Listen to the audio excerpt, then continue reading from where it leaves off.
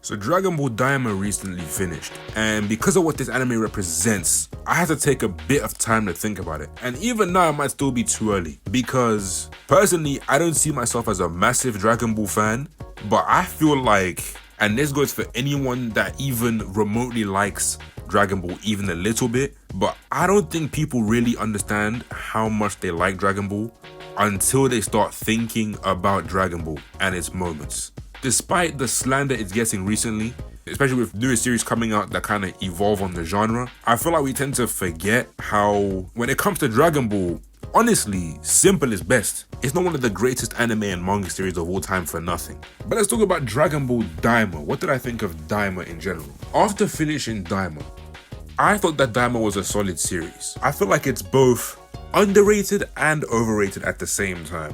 When it first started coming out, and across the first, I want to say couple of episodes, but I feel like it was the first maybe 15, I feel like Dragon Ball Daima deserved more hype. Especially as a Dragon Ball series and as Akira Toriyama's final work, I feel like I wasn't seeing the hype that it was getting yet. Back when we were under the impression that this was completely canon to Super, and I'll talk about that in a second and as to why that's stupid, Dragon Ball Daima I feel like expanded on a lot of things and a lot of lore in the Dragon Ball series that I thought was pretty cool. The fact that anyone with pointed ears comes from the demon realm, the story about Abura, Dabura, and the Third Eye, finding out who Majin Buu's creator was, finding out about the demon realm and the greater story of Dragon Ball, kind of getting some insight as to what really goes on, I think was pretty cool. And that's why I say lore-wise, I feel like it was underrated. I'm not saying it had a great story, but I feel like Dragon Ball Daima definitely deserved a bit more love in its opening couple of episodes.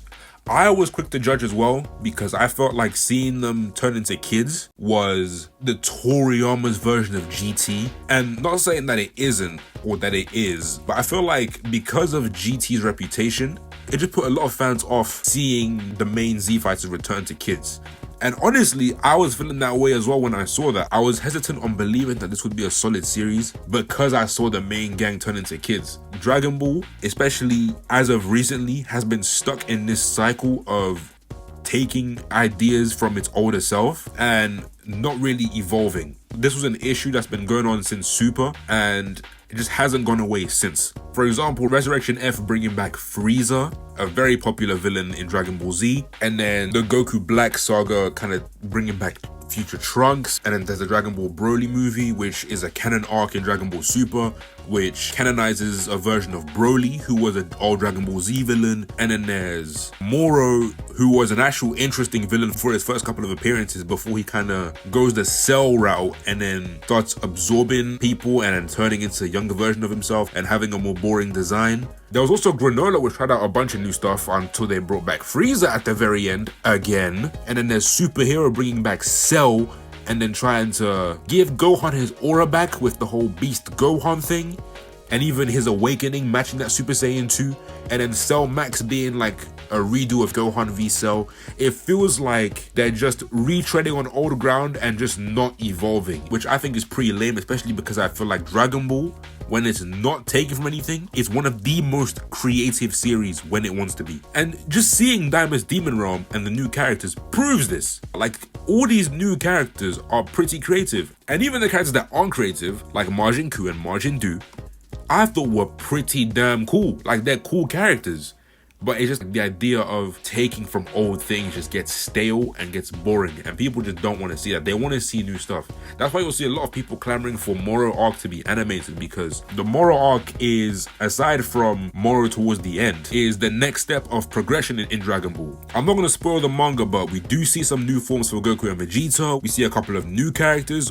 We see some history behind Moro in general, which doesn't amount to much, but it's something new, which I respect. And Daima kind of does the same thing. The Demon Realm with Glorio, exploring the third, second, and first Demon Realm is really cool. The Tamagamis and the way they work with the Dragon Balls is really cool.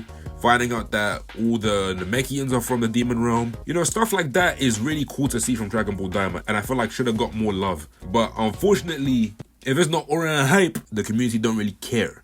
And you can say that I'm wrong, but seeing the recent reception to what happened with these new episodes, I don't think so.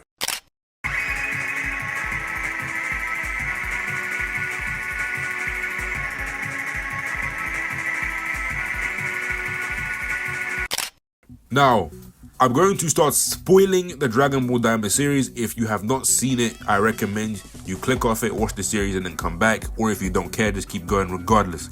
But the final 3 or 4 episodes showing us Goku Super Saiyan 4 in Dragon Ball Daima. Now, I won't lie, when I first saw this, I was extremely hyped. I want you to understand, I have never watched a damn episode of GT.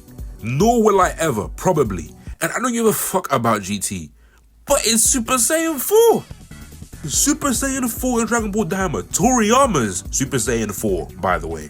The fact that it even gets acknowledged in some way is crazy. The only time we really get to see Super Saiyan 4 acknowledged outside of its own series is in the games. And a lot of people like Super Saiyan 4 because of the concept, but it's hard to defend because the series that it comes from kind of has a bad reputation, which is unfortunate. So now we got legitimate Super Saiyan 4 gas, and I was hyped for it. I thought it was pretty cool. I'm having a hard time deciding which design I like better, but over time I feel like I'm leaning towards the Daima version a little bit more, especially because I feel like the red hair fits with the red fur more. I think Goku's hands also get like a bit bigger or a bit bulkier when he's in Super Saiyan 4. When he's a kid, it's more noticeable than when he's an adult, but I feel like it's definitely there. The only thing I don't like about Toriyama's Super Saiyan 4 is how the fur cuts off like a bit above the wrist. I don't really know how I feel about that. I feel like it just looks weird that way. When it comes to the final fight with Goma, masterclass. Amazing animation. Is literally what I expected from Dragon Ball. In fact, a lot of the fights in Daima have been very, very fucking good. Notably, the opening recap section of episode 1 where they go through the events of Z. I'm not saying I want a Dragon Ball Z remake because like that would be retreading old ground again, which I don't want. But it would be cool if they pulled a One Piece and reanimated notable segments instead of reanimating everything. There's Goku versus Tamagami number 3. Very, very, very good fight. There's Vegeta going Super Saiyan 3 against Tamagami 2, which sounds crazy to say, but yeah, Vegeta went Super Saiyan 3. We finally saw his version of Super Saiyan 3. And then there was the end, which was Goma against basically everybody. Obviously, the final fight against Goma was the best visual looking fight, like without question. No one's debating that. But there are a lot of solid fights in Daima as well, which at least makes the series a bit consistent for me. When it comes to the story, I'm putting all the hype aside. I feel like the story for Daima is extremely underwhelming for a couple of reasons. Now, I personally don't care about the canonicity of Daima, especially after seeing Super Saiyan 4. I don't care for it anymore. And I'm convinced that Daima isn't canon to the Super storyline. Even though people are wringing their heads around trying to make it mix with Super, I feel like it just doesn't fit. No matter how hard you try, it just can't fit. After seeing Vegeta go Super Saiyan 3, Goku go Super Saiyan 4, and that Goku was hiding that form, no, there's no explanation for it now. I feel like Daima's canonicity does not fit in with Dragon Ball Super's or GT's canonicity. It just doesn't. Anything that you try to say to try and convince or make reasons for why Daima fits in with Super, it just feels like cope because it just sounds so stupid. And after realizing that towards the end, I just realized I just don't care about Daima's canonicity anymore. I feel like it's its own timeline. If you're focused on how Daima fits in canon-wise, you're not going to enjoy Daima as a series because you're too focused on making it fit in with the other series. There was a tweet from a YouTuber, your boy Roshi, that he put out where he says that we should think of Dragon Ball now as an anthology where some series have their own like timelines and canons mixed in, similar to how some comics have their own variants of heroes. Like for example, we have Peter Parker Spider-Man, and Miles Morales Spider-Man, Ben Reilly Spider-Man, Gwen Stacy Spider-Man. They're all Spider-Man, but they're different variants, you know what I mean? And I feel like we should think of Dragon Ball in a similar way, especially now with Daima going on. The fact that Super has 2 different canons just goes to show how cooked this entire like timeline is. It just doesn't make sense. The only thing we know for certain is that Dragon Ball, the original, is canon, and Dragon Ball Z is the sequel to that canon series.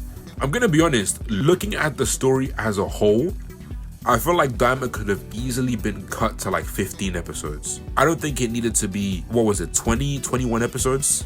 I don't think it was necessary to make it that long. There were a couple of episodes where shit just wasn't happening. For example, when they spent like 3 or 4 episodes having Vegeta, Piccolo, Bulma, and Hybis having to meet up with Goku, Shin, Glorio, and Pansy. And once they meet up, it's like, oh, well, you guys can't fit in. Well, we'll go along. So they just spent that time looking for them just for it to end up being nothing. They could have easily just cut that out or just sped up the story because I feel like a lot of it was very pointless. And I know that they were trying to recreate the kind of feeling that the original Dragon Ball gave of adventure and curiosity. But when we're looking at modern Dragon Ball now, I feel like we're kind of past that point. That time of Kid Goku adventuring, that time has passed. Like, that was a thing in Dragon Ball, and that's what makes the OG Dragon Ball special. Trying to recreate that or redo that without like proper setup, it just feels like a waste of time. Dragon Ball should actually work on proper story writing rather than trying to draw on past feelings from fans to trick them into thinking it's good. Not saying Daima wasn't good or that the story wasn't good. I felt the story was okay, but there were a lot of things that I saw, especially Vegeta Super Saiyan 3 and Goku Super Saiyan 4, that were trying to make up for the fact that a lot of the story was kind of mid, if we're being serious. I haven't even named everything in Daima that I felt like was padding, but those are just the main things for me. The villains I also thought were extremely weak. And the reason I say that is because in the first couple episodes of Daima, we were under the impression Goma was the main villain of the series. He was the Supreme Demon King, and Degesu was the evil variant of Shin. He was basically like the evil Supreme Kai, or like Zamasu before Zamasu, except even more ass than Zamasu, and I'll get to that in a second. But we were under the impression that Goma, now being the de facto Supreme Demon King, that he was going to be the major villain. But throughout the next several episodes, and I mean several, because the series is 20 episodes, and we were convinced for like at least 10 episodes that Arinsu, Degesu and Shin's sister, was planning to usurp Goma's position and be the actual secret main villain of the series. Only for towards the end, for some reason, Degesu, out of nowhere, grows a fucking spine, kidnaps Dende, tries to leave, and in 10 seconds tops, gets fucked by the crew, and then that's the end of him. That's the end. That's the end of his fucking John Cena heel turn. Like, he's done. He is probably the worst villain in all of Daima. He exists to glaze Goma for like 10 episodes, has a super evil betrayal arc for like 10 minutes, and gets dealt with. He is ass. He is ass. And Arinsu, for some reason, gets like dethroned as the main threat by Goma again, who finds the third eye, puts on his forehead, and then gets ungodly amounts of power to understand how strong Goma is with that third fucking eye. First off, we never see Goma fight without it, so we don't even know how strong he is to begin with. But before even seeing Goma, a lot of people were saying to be careful of Goma in general because he's a pretty powerful sorcerer, even though he looks pretty tiny and stupid. So I'm not going to say he's nothing without the third eye. I'm going to say he's at least somewhat competent because the characters will say that he's competent. But with that third eye, and I am not joking when I say this, he no diffs Super Saiyan 2 and low diffs Super Saiyan 3. And you may not care about power scaling, but even if you don't, that is fucking crazy. That boost in power to literally no diff Super Saiyan 2 is the most insane thing I've ever seen. Not to mention that when it comes to the final fight, Goku in Super Saiyan 2, Vegeta in Super Saiyan 2, Majin Ku and Majin Du, and Piccolo, and Shin, and Tamagami 1 all jumped to Goma, and they lost. They lost. That is a crazy boost in power. Glazing and power scaling aside though, when it comes to the villains, Goma was pretty weak because he was treated as a joke for the majority of the series, and Arinsu was also pretty weak because she was built up to be the final villain somewhat, only to be sidelined by Goma at the end with the third eye. I feel like out of the new characters we got, the only ones that are really notable were probably Glorio, Pansy, and Majin Ku and Majin Du, and that's really about it. The rest of the new characters in my opinion were either underwhelming or just not really worth talking about. I know a lot of people have mixed opinions about Daima's ending, but I feel like the ending was pretty solid, given that it was like a small side project. It was alright. It wasn't a bad ending at all, in my opinion. For some reason, the animation in like the post-credit scene was also like really, really good. I don't know why it's that good, but it's really good. The character acting and the animation went crazy, especially for like Bulma. And because of that ending, we also have one of the funniest retcons. If the Bora went to the store real quick, that nigga would have been soloed all of the Z-Viters day one in the Buu Saga.